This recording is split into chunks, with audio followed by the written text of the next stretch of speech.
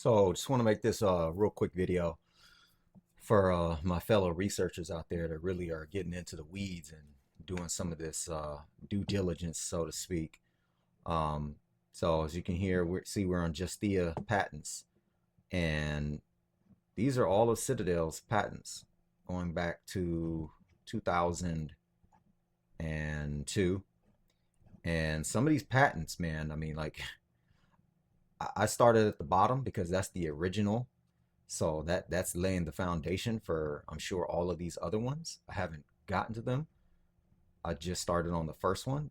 I'm about halfway through reading this, but just look at some of what these patents are. I mean, they're really just accounting techniques, and I'm sure there's a computer involved with doing it, but they're really just techniques that they've patented to do the accounting. So, for example, this particular patent, a method of maintaining a uniform asset value per share and complete fungibility, being able to use that share continually among all shares in investment funds while providing for differential fees and credits, as well as any other factors which may be differentially applicable to different investors separately in respect of each investor, right? That's a mouthful. But essentially, what it's saying is that you can have the same investment, but you're going to get a different treatment. And when you actually read further into it, it's due to having an offshore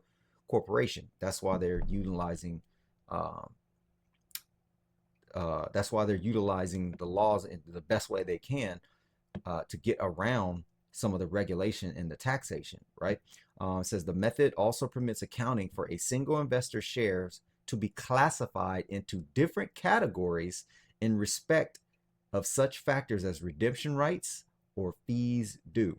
So redemption rights, that means a lot, while maintaining a complete fungibility among such shares so that it's not necessary to identify any particular shares as belonging to any specific category.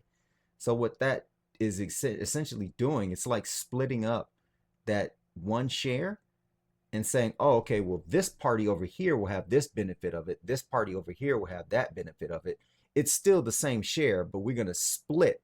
It's almost like if you had a house and say, oh, okay, well, for you, since you own part of this house, because it's mostly done through partnerships, this person is going to be able to get a write-off.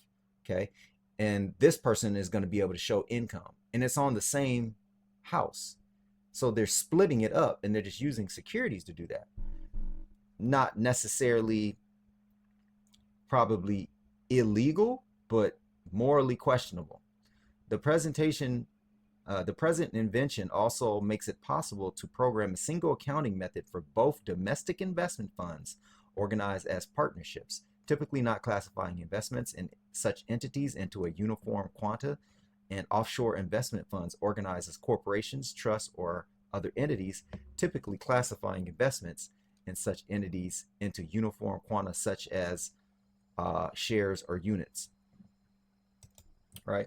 So let's look at this word, right? Because it's all about possession of real assets as well. Sometimes fake, but in this case, so quanta. A quanta is the smallest possible unit of a physical property or phenomenon such as energy, right? So in the smallest amount, one person can say, oh yeah, well, we're the owner of this stock, and they own whatever that amount, 1%, okay, whatever divisible amount they want to put it up to.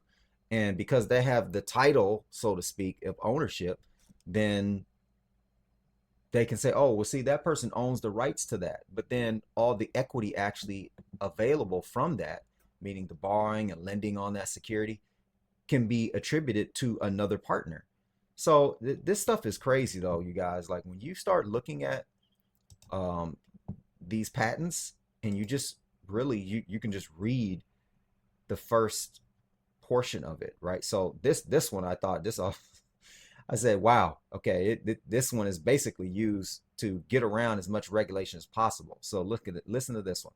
Methods and systems are provided which enable option broker dealers to guarantee execution of an option trade order with a specific time window by providing means to quantify and mitigate the effects of several factors, which contribute to the option market's inefficiency. One of those things that they're trying to mitigate for and get around the inefficiency is what? Regulatory constraints. They're basically telling you that, look, there's certain regulatory constraints that are here, and we're patenting a technique to get around it, circumvent it, basically make the regulation or the law basically pointless, useless, toothless, matter of fact.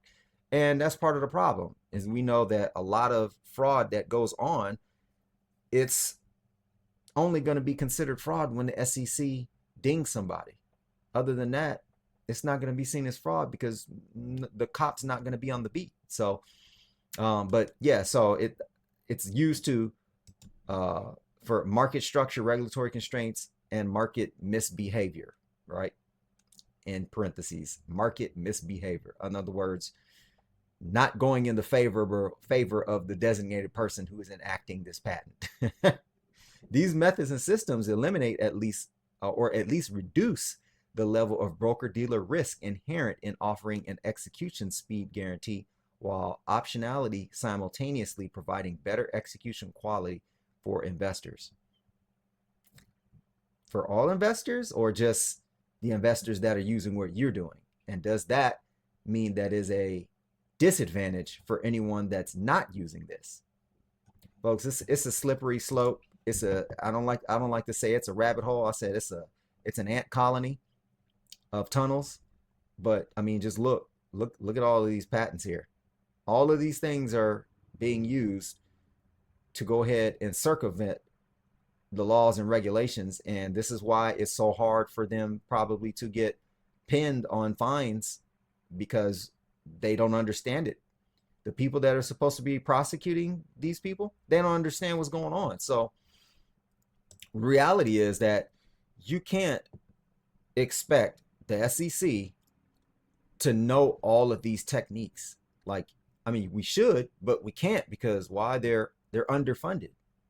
Is that on purpose, or is that intentional? I don't know. Tell me what you guys think in the comments. I'll go ahead and put a link to this in the video, this page. Like and subscribe. Thanks.